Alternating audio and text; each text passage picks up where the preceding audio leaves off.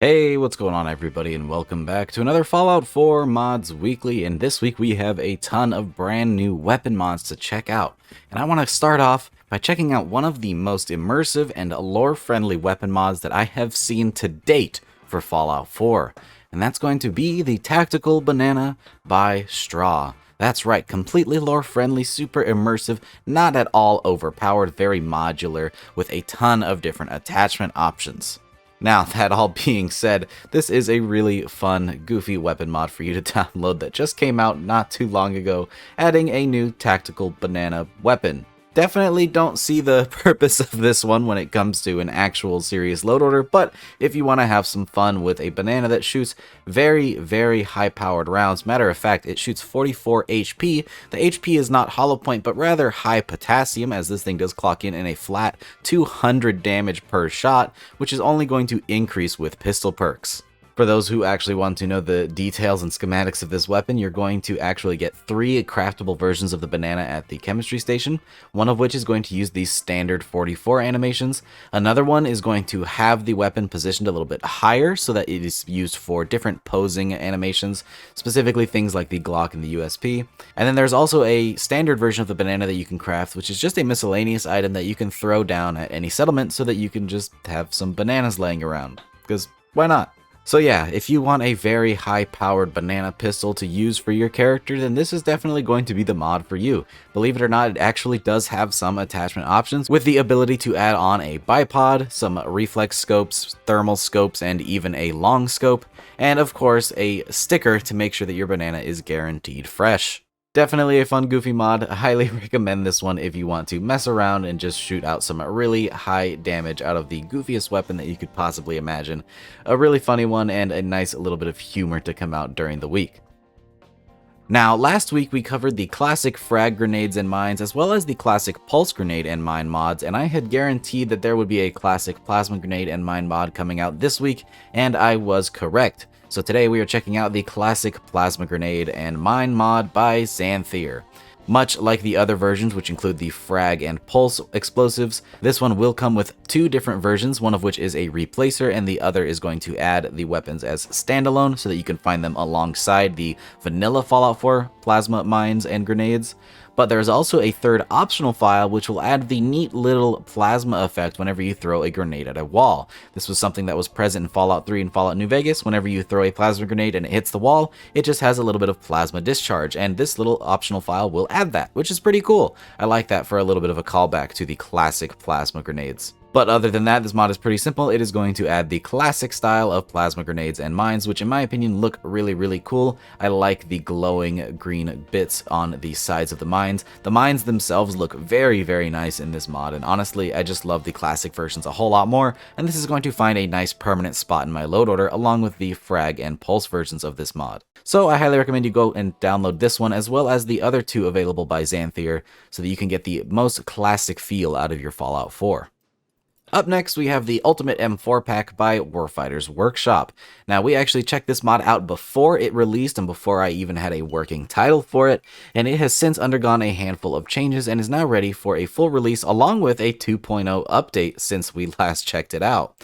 So, this mod is going to add a whole bunch of variants of the M4 or the M16. You can really modify this thing to do a whole lot of stuff. In the original release of this mod, this featured both the XM4 as well as the M16 variants from Call of Duty Cold War. This is going to port over a lot of the assets from that game, as well as their animations and even some of their Mastercraft variants and blueprints.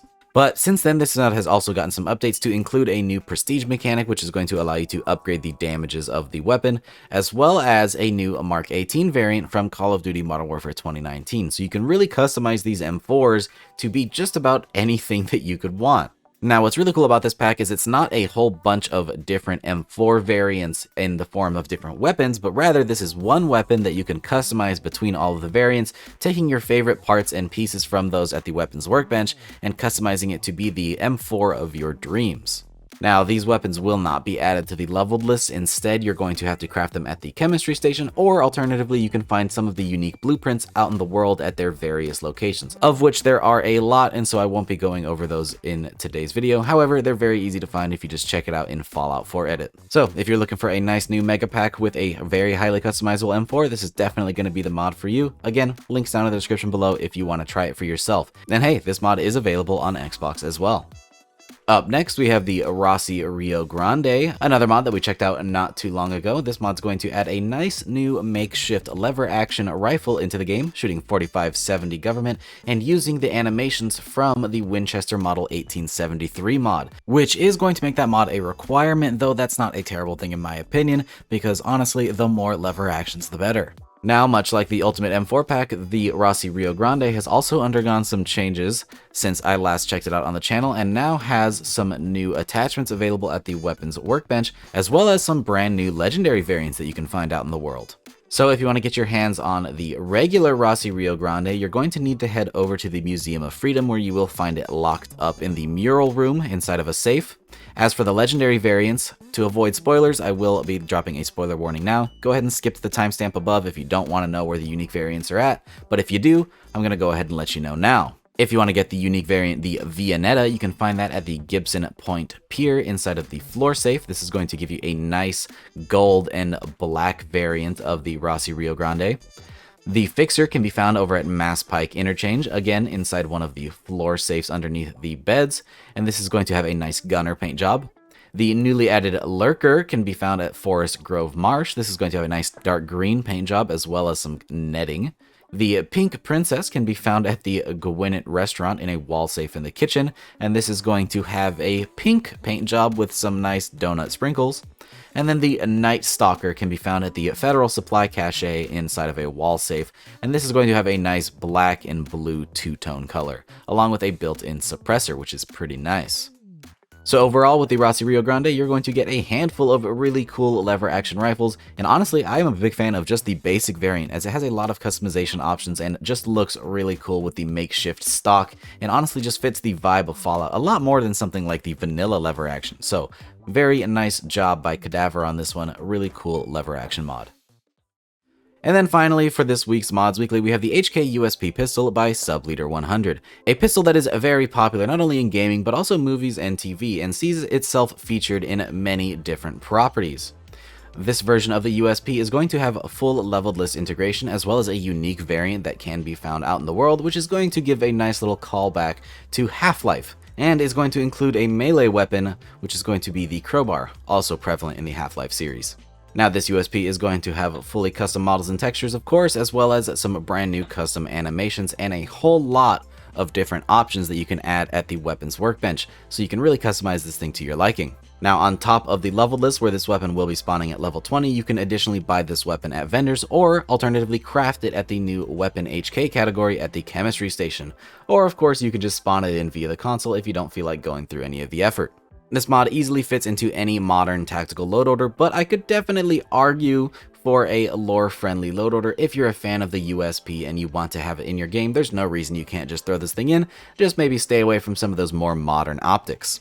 Either way, this is a very high quality pistol, and I highly recommend anybody check this one out if you're a fan of really nice pistol mods. The USP is definitely one of my favorite pistols out there, and this is a beautiful representation of it in Fallout 4. So with that, we're going to wrap up today's Mods Weekly. Again, if you want to try any of the mods featured in this video, they will all be linked down in the description below, along with their Xbox links if those are available.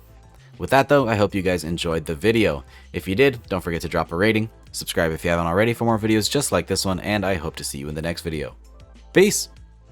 And really quick, I'd like to make a shout out to all of our patrons. Your donations are greatly appreciated and really help to support the channel and videos just like this one. So again, thank you!